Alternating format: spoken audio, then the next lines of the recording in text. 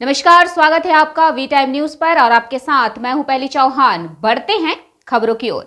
सरयू राय और बन्ना गुप्ता में जुबानी जंग तेज हो गई है। एक तरफ श्री राय ने पहले बन्ना गुप्ता पर प्रोत्साहन राशि को गबन करने का आरोप लगाया है, तो दूसरी तरफ बन्ना गुप्ता ने प्रेस कॉन्फ्रेंस कर पूरी बातें मीडिया के सामने रखी और सरयू राय पर ही गंभीर सवाल उठा दी।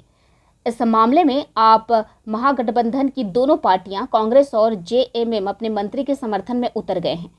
कांग्रेस प्रवक्ता राजीव रंजन ने बन्ना गुप्ता के समर्थन में कहा है कि निश्चित तौर पर हमारे मंत्री ने कोरोना काल में भी बेहतर काम किया है और अगर पैसे का गबन हुआ है तो सरयू राय को स्पष्ट करना चाहिए कि पैसा किस खाते में गया और कहां से आया। दूसरी तरफ जेएमएम प्रवक्ता विनोद पांडे ने कहा है कि विधायक ने आरोप जरूर लगाए हैं, लेकिन तमाम चीजें सरकार के संज्ञान में हैं और किसी तरह का गबन इस सरकार में नहीं हुआ है।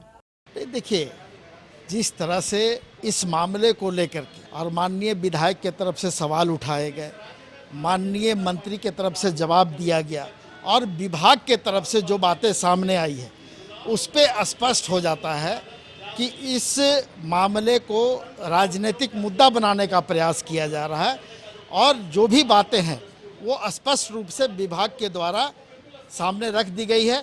उसके बाद अगर किसी तरह की कोई बातें होंगी तो निश्चित रूप से आगे इस पर हम लोग देखेंगे और सरकार से आग्रह करेंगे कि आप आगे इसमें देखिए और माननीय मंत्री और विधायक की बातों को संज्ञान में लेकर के, उनके द्वारा किए गए कार्यों को संज्ञान में लेकर के आगे आप बेहतरीन काम किया है। कोविड काल खंड में भैया पैसा किसको भुगतान हुआ?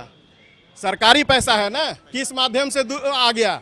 सिर्फ देखिए, चीज़ों को समझने का प्रयास कीजिए। मैंने कहा ऑफिशियल सीक्रेट एक्ट के तहत कि कोई कागज़ अगर आएगा तो वो सरकारी माध्यम से आएगा, जो कागज़ जो है आरटीआई के माध्यम से आना चाहिए।